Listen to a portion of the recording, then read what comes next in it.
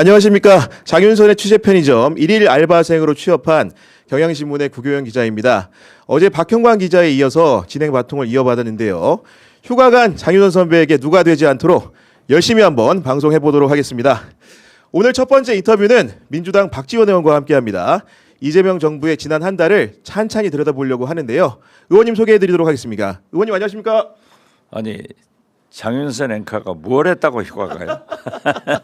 제가 들어보니까 진짜 일 많이 한 박지원은 휴가도 못 가고 있는데. 그러십니까?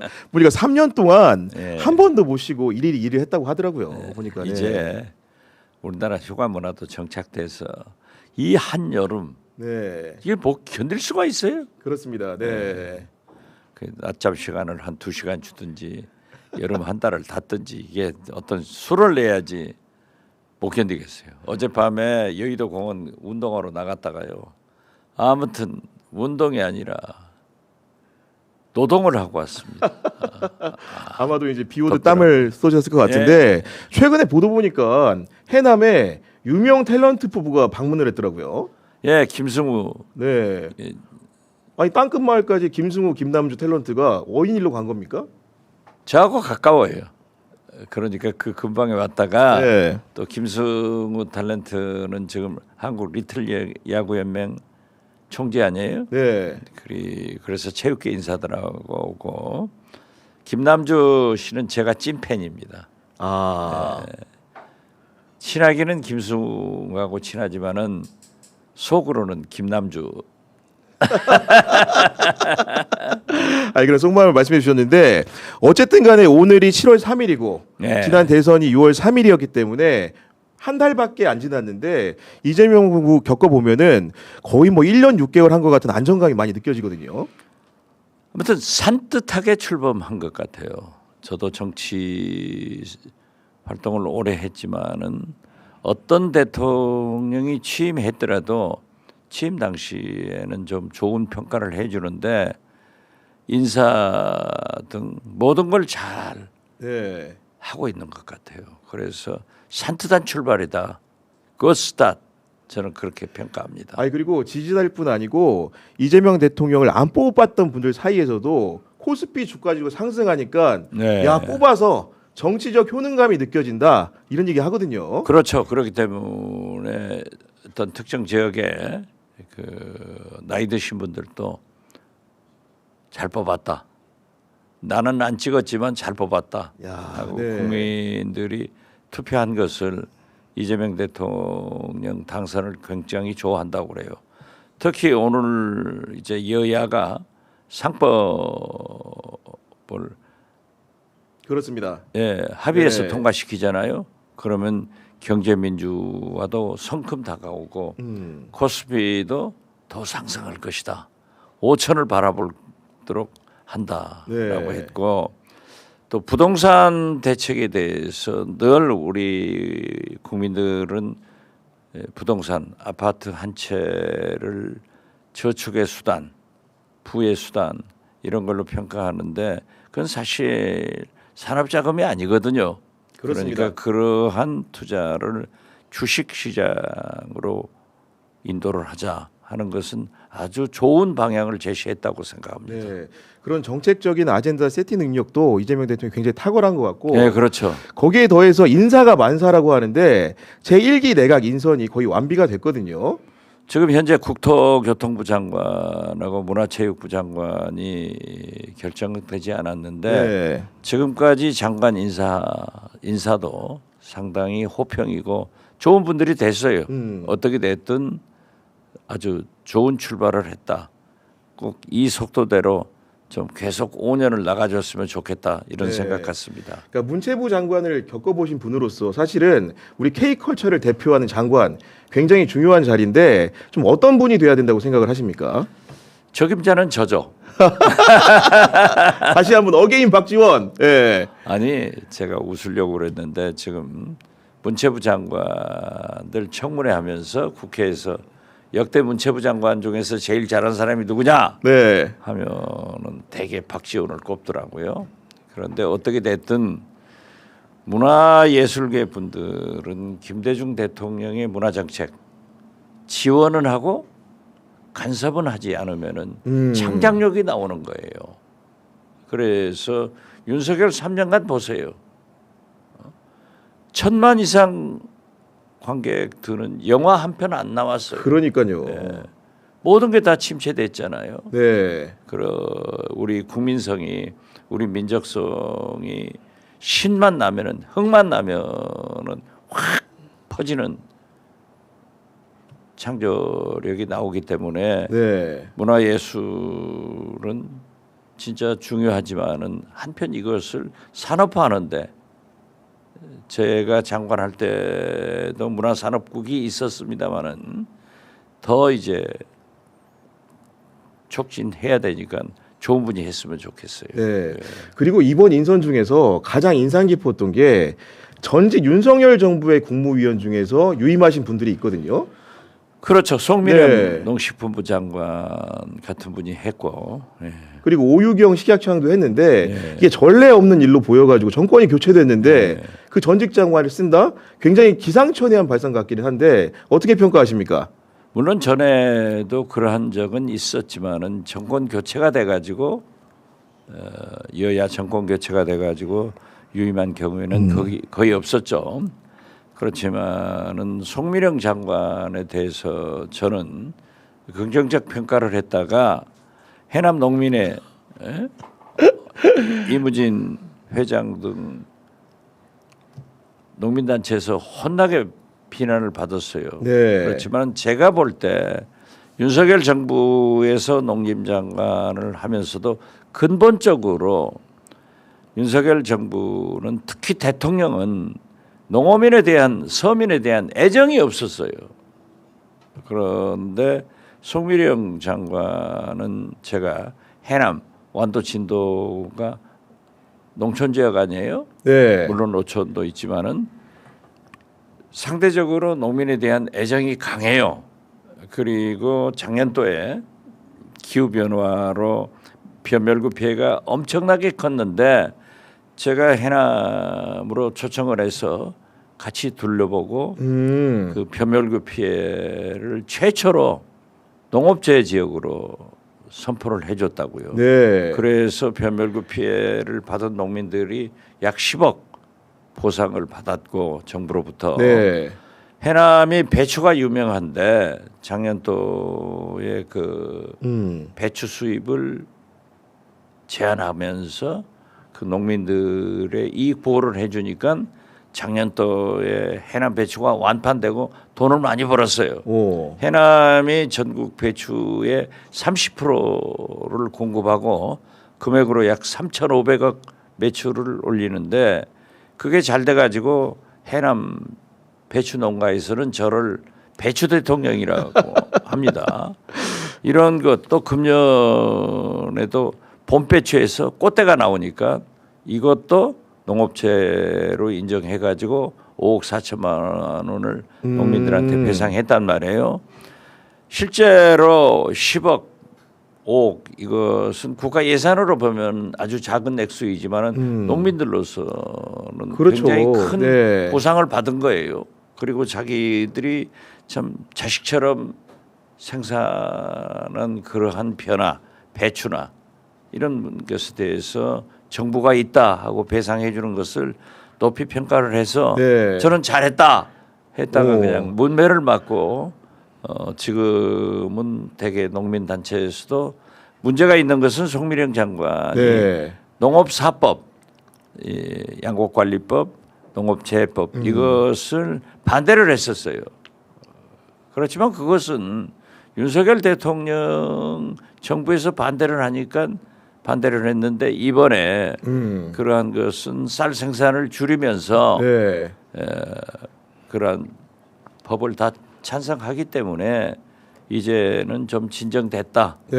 이렇게 보고 좋은 일을 하는 그런 장관들은 유임해서 계속 함께하는 것도 좋다 저는 그렇게 봅니다. 저는 말씀 듣고 놀란 게 전임 정부의 장관일 때 쉽게 얘기해서 그때 어떻게 보면 제1야당의 최고 중진 의원의 지역구에 그런 병충해 피해에 대해서 지원을 해줬다 전격적으로. 굉장히 높이 거의 살만한 행동 해남까지 같은데요. 갔죠. 그러니까요. 해남까지 네. 갔죠. 예. 그럼 굉장히 높이 살 만한 행동인 것 같고 여하간 이제 청문회를 거쳐야 되는 분들이 있는 거고 국회에서 청문회가 속속 열릴 텐데 그렇죠. 이번에 전원 다 통과 기대하십니까? 저는 다 통과될 거예요. 지금 현재 특별한 문제를 제기하는 게 없잖아요.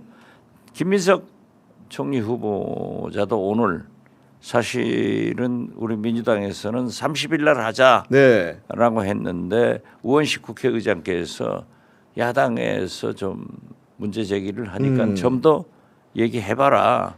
그런데 오늘 통과시킬 거예요. 네, 오늘 오후 2시에 예. 국회 본회의가 열릴 예정인 건데 네. 여간 그 과정에서 우당탕탕이 좀 많았는데 최근에는 그 나경원 의원을 위시한 국민의 의원들이 롯데앤더홀에서 숙식 농성을 합니다. 그러니까 나경원 의원은 지금 그런 투쟁을 하려면은 윤석열을 향해서 계엄 내란 일으키지 말라고 투쟁을 했어야지. 그건 찬성을 하고 이 엉뚱한 일을 하기 때문에 저는 나경원 의원이 물론 피해를 본 것도 많아요. 서울시장도 그렇고 당 대표도 그렇고 참 나경원 의원 억울한 점도 있는데 그 억울함을 윤석열을 향해서 정리를 하자 이렇게 정의롭게 사용하지 않고 김민석 총리를 향해서 뭐 에어컨이 들어오지 않는다 어쩐다 이런 얘기를 하는 것은 당대표 경선 출마를 위해서 네. 포석 활동을 하고 있다. 오히려 저는 당대표를 나오려면은 차라리 안철수 비대위원장처럼 이분은 처음부터 내란, 그렇죠. 네. 계엄 반대, 그렇습니다. 확실한 이번에 처음으로 안철수 정치에 자기 소신을 그렇게 폈는데 비대위원장 되더라고요. 이렇게 해야지. 나경원 의원은 지금도 따라다니는 거 아니에요? 그래서 저는 참 잘못하고 네. 있다 이렇게 평가합니다. 그러니까 안철수 의원은 이번에 그러니까 국민의힘 혁신위원장이 됐고 더해서 말씀드리면 저는 민주당 의원들이 정치적으로 단수가 좀 더 높다고 느끼는 게 이번에 나경원 농성장에 김민석 후보자 들르죠. 네, 간식하지 말라 그러죠. 김병희 원내대표 들러가지고 에어컨 틀어주겠다고 합니다. 이게 네. 지는 거 아닙니까 국민의힘이? 아니 글쎄 그러니까 그러한 현장을 방문해서 설득하려고 하는 것은 여당이 진일보한 자세다. 과거에는 그러면 뭐 알아서 해라 하고 그냥 볕장을 냈지만은 지금은 협치를 위해서 그러한 노력을 하고 있기 때문에 오늘 상법도 여야 합의 처리가 되지 않느냐. 저는 진전이라고 봅니다. 네. 그리고 이제 화제를 좀 전환해가지고 그 남북에 있는 맞닿아 있는 접경 지역 얘기를 안 할 수가 없는데 우리가 대북 방송 중단하니까 북한도 대남 방송 중단으로 화답을 했습니다. 그렇죠. 네. 저는요 지금 이 트럼프 대통령이 이란 핵시설을 공격했지 않습니까? 파기됐다 안 했다 이걸 문제가 되는 게 아니라 트럼프, 이스라엘 네타냐후 총리 이런 분들이 지금 이란과 계속 공격을 하고 있을 때 우리 한반도도 거의 비슷한 상황이란 말이에요. 그렇죠. 만약에 윤석열 지금도 대통령 한다고 하면 나섰을 거예요. 우리도 북한 한번 공격하자 이런 소리 했지 않았을까. 네. 이랬을 때 우리 한반도 긴장이 얼마나 고조되겠어요. 그런데 하늘이 도와서 이재명 대통령이 집권해서 그렇게 확성기도 중단하니까 북한도 화답을 하고 있고 네. 또 대북 전단도 그러니까요. 하지 않겠다 하니까 북한도 우리가 안 보내면 안 보내요. 오늘 풍선 안 보냅니다. 네, 안 네. 보내요. 백해무익한 일인데 이러한 것들이 되면서 지금 긴장이 고조되지 않고 있는 것만도 이재명 정부의 대북 정책은 일단 산뜻하게 좋은 출발을 했다. 저는 그렇게 보고 있습니다. 아니 그리고 저는 이제 납북자 가족들의 마음을 이해하거든요. 그렇죠. 그런 분들이 대북 전단 날리려고 하니까 책임 있는 통일부 차관이 직접 가서 설득하는 모습 얼마나 그렇죠. 아름답습니까 그렇죠. 이게. 네. 그렇기 때문에 그 납북자 가족들도 안 하겠다 이런 긍정적 신호를 내놓았는데 어떻게 됐든 지금 현재 제가 맨 먼저 방송에서 얘기를 했던 지금 10월 네. 초에 에이펙 회담에 트럼프 대통령이 한국에 오시잖아요. 그렇습니다. 이때 트럼프 대통령이 평양 거기에 캐파시티가 허용지 않으면은 문제인식으로 판문점에서 김정은 위원장을 만날 수 있다. 그때는 김정은 위원장이 탈북해서 우리 판문점으로 와서 자유집에서 트럼프 대통령, 문재인 대통령 3자가 회동을 하고 북미 정상회담을 했지만은 네. 이번에는 트럼프 대통령이 월북해서 네. 북측의 판문각에서 혹은 개성 호텔에서 북미 정상회담을 할 수 있지 않느냐 네. 이런 얘기를 수차 했는데 지금 미국에서도 그런 말이 나오더라고요. 그러니까 어떻게 됐든 지금 현재는 윤석열 정부 때 꽉 막혔던 북미 관계가 남북 관계가 서서히 대화로 들어가고 있다. 저는 네. 그렇게 봅니다. 그리고 그런 대화의 국면을 조성하는 요인 중에 하나는 기본적으로 북한과 교류 경험이 큰 정동영 통일부 장관을 내정을 하고 이종석 전 군정부장을 내정을 하면서 그 대화의 물꼬를 틀 수 있겠다는 희망이 크게 생기지 않습니까? 확 생겼죠. 그렇기 네. 때문에 제가 이종석 국정원장도 잘 됐지만은 특히 정동영 통일부 장관이 20년 전에 네. 통일부 장관을 했지만은 다시 한번 맡아서 남북 관계의 물꼬를 터야 된다 하고 계속 주장했더니 거기도 잘 되고 또 남북 긴장 완화를 위해서는 국방부 장관도 국방 개혁을 위해서 민간인 문민화돼야 된다 하는데 안규백 장관이 갔지만은 더 잘 된 것은 안보실장의 위성락 거기는 친미 그러니까요. 네. 친미거든요. 그렇기 때문에 우리는 한미 동맹의 근간에서부터 우리 외교는 출발하고 또 그런 의미에서 한미일 중국과 러시아의 협력이 필요하다 하는데 그런 일을 이종석 장관이나 정동영 통일부 장관이 누구보다도 잘할 사람이다.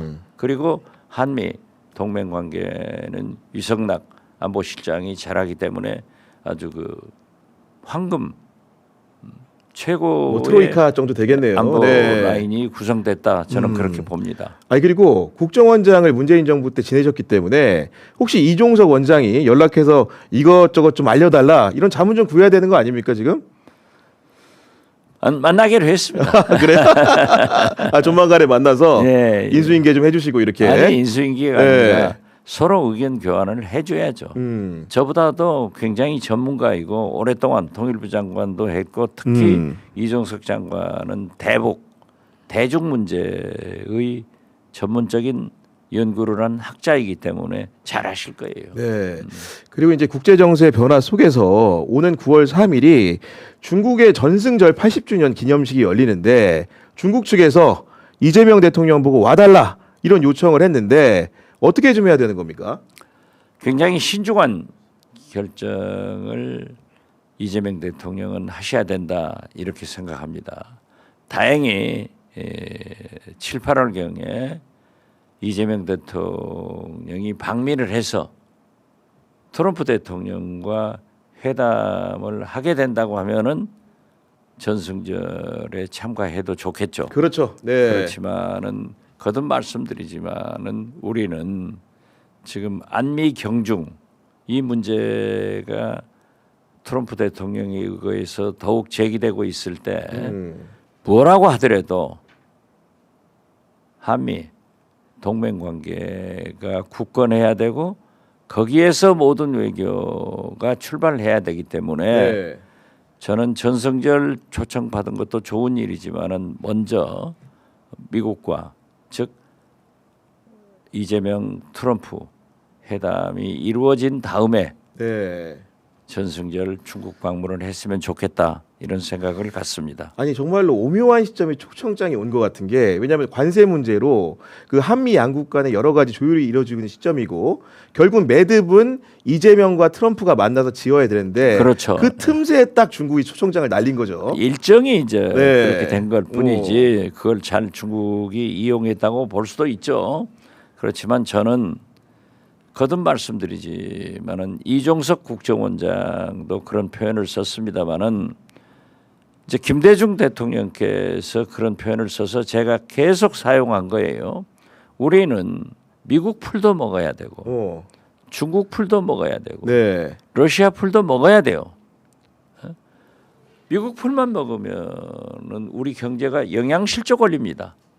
그러니까 이종석 국정원장도 청문회 때 이 풀도 먹고 저 풀도 먹어야지 안 먹을 수 없다 이런데 안미 경중에 딱 걸려 있단 말이에요. 그리고 트럼프가 강조하기 때문에 저는 무엇보다도 중요한 것은 한미 동맹을 굳건히 하면서 중국과 러시아도 협력하고 네. 특히 경제적인 교류 협력을 해야 된다 하기 때문에 좀 이상한 표현 같지만은 먼저 한미 정상회담을 하고 물리적으로 시간이 있잖아요. 그렇죠. 그 다음에 전승절도 가셨으면 좋겠다 이런 말씀을 드립니다. 물론 과거 박근혜 대통령이 전승절에 가신 적이 있어요. 그렇습니다. 그렇기 때문에 여러 가지 견해가 나오겠지만은 외교란 게 뭡니까? 결국 국익 아니에요. 그것을 위해서는 저는 선 한미 정상회담 후 전승절 참가 이런 것이 좀 좋지 않을까 네. 이런 생각을 갖습니다. 그리고 대통령실 얘기를 안 할 수가 없는데 얘기 들어봤더니 이재명 대통령이 워낙 일을 좋아하다 보니까 일단 강훈식 비서실장 5kg 살이 빠졌다 그러고 그러더라고요. 미성락 안보실장 이번에 이제 캐나다 갔다 코피 터졌답니다. 네. 야 정말로 이 참모들이 정말 힘들 것 같은데 우리 비서실장 해보셨으니까 정말 힘든 일 아닙니까 이게? 아, 그렇죠. 네. 왜냐하면은 지금 현재는 인수위원회가 특히 없었기 때문에 지금은 더 힘들 거예요. 물론 문재인 정부 때도 똑같은 컨디션이었는데 그렇기 때문에 하나부터 100까지 챙겨야 되잖아요. 그리고 그러한 자료를 대통령께 보고를 해야 되기 때문에 힘들 거예요. 그래서 저도 강훈식 비서실장한테 벌써 네. 그렇게 힘없다 가면 국민이 염려하고 대통령도 염려하시기 때문에 그런 표현하지 말고 더 열심히 해라 네. 하는 얘기를 했습니다마는 힘들죠. 네. 잠을 잘 수 없기 때문에. 아니 그리고 비서실장은 너무 잘하셨기 때문에 여쭙는 건데 기본적으로 온갖 동네에서 비서실장한테 연락 오는 거 아닙니까 이게?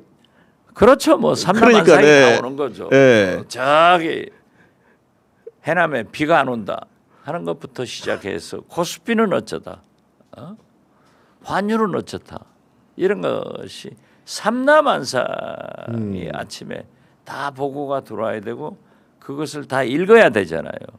그러니까 제가 비서실장 할 때 보면은 A4 용지 뭐 몇백 장을 아침에 읽어야 돼요. 아, 다 읽고 네. 씹어서. 그렇죠. 네. 다 읽어야 대통령한테 가서 보고를 하고 또 대통령이 뭘 하문하시면 답변해야 되고 기자들도 그렇기 때문에 다 해야죠. 그러니까요. 네. 아니 근데 이제 강훈식 비서실장은 기본적으로 이제 의원님에 비해서는 정치적 구력이 약간 부족하기 때문에 아니에요. 아주 네. 훌륭한 친구예요. 비서실장을 하기 위해서 좀 이렇게 지켜야 될 수칙 같은 거나 조건 같은 게 좀 있습니까, 이게? 뭐 비서실장은 대통령을 잘 보필을 해야 되고 국민의 소리를 잘 들어서 가감 첨삭 없이 대통령의 결정에 도움이 되는 일만 하면 돼요. 네. 아 그리고 하나 못해서 이건 여담이고 세설이긴 합니다만은 비서실장이 늘 이렇게 힘이 세다는 소문이 정가에 파다하기 때문에 구설도 좀 오르는데 예를 들면 강훈식 비서실장 적합한 사례는 아닙니다만은 장관이 누구 때문에 됐다더라 추천했다더라 비서실장이. 이런 얘기가 나오는 건 좋은 겁니까 안 좋은 겁니까 이게? 그건 인사를 해보면은 인사는 자기가 포함되어야 좋은 인사고 개혁은 자기가 포함되지 않아야 좋은 개혁이에요. 그렇기 때문에 늘 구설이 나와요. 네. 그렇지만은 지금 현재는 만약에 일정 시간이 지나서 인사 교체를 할 때 같으면은 또 교체 당하는 사람은 비서실장한테 온갖 불만을 다 얘기하지만은 네. 그건 각오하고 해야죠. 결국 국민을 위해서 대통령을 위해서 무엇이 필요한가를 얘기하는 것 아니에요. 네. 그래서 제가 늘 몇 번 썼습니다마는 대통령은 일단 대통령실 청와대에 들어가시면은 6개월 살면은 세상이 어두워져요. 기자도 그렇잖아요. 네. 현장 취재를 하지 않으면은 감이 없어지잖아요. 그렇죠. 네. 그렇기 때문에 대통령은 참모들, 비서들의 보고에 의거해서 결정이 된단 말이에요. 네. 그러니까 저는 윤석열 대통령 할 때도 그분들한테도 얘기했지만은 너희들이 당신들이 아무리 보고를 해도 대통령의 판단이 흐려진다. 그렇기 때문에 대통령은 측근이 원수고 재벌은 핏줄이 원수다. 그러니까요. 라는 네. 얘기가 나오는 거다. 그래서 나는 예를 들면 대통령이 하루 아침에 일어나서 최소한 어떤 신문이든지 신문을 30분만 읽게 해라. 그리고 저녁에 주무시기 전에는 어떤 TV든지 그 뉴스를 30분만 시청하게 해라. 그러면은 가장 좋은 민심을 파악하는 길이 될 것이다. 네. 언론은 되게 균형 감각을 가지고 있잖아요. 그렇습니다. 그렇기 때문에 저는 그렇게 했으면 좋겠다 하고 제발 대통령의 귀를 붙들고 측근들이 나쁜 짓, 즉 측근이 원수라는 소리가 안 나와야 된다. 네. 저는 그렇게 생각합니다. 네, 벌써 30분이 다 됐는데 마지막으로 무더위 속에서 고생하는 우리 편의점 식구들한테 한 말씀 좀 부탁드립니다. 뭐 장윤선 취재 편의점 지금 얼마나 3년 사이에 성공을 했습니까? 우리 시청자 여러분들도 지금 바로 구독, 좋아요도 좀 눌러주시고 취재 편의점이 더 발전할 수 있도록 많은 지원 부탁드리겠습니다. 네, 알겠습니다. 지금까지 민주당 박지원 의원과 함께했습니다. 오늘 출연해 주셔서 너무 감사합니다. 감사합니다.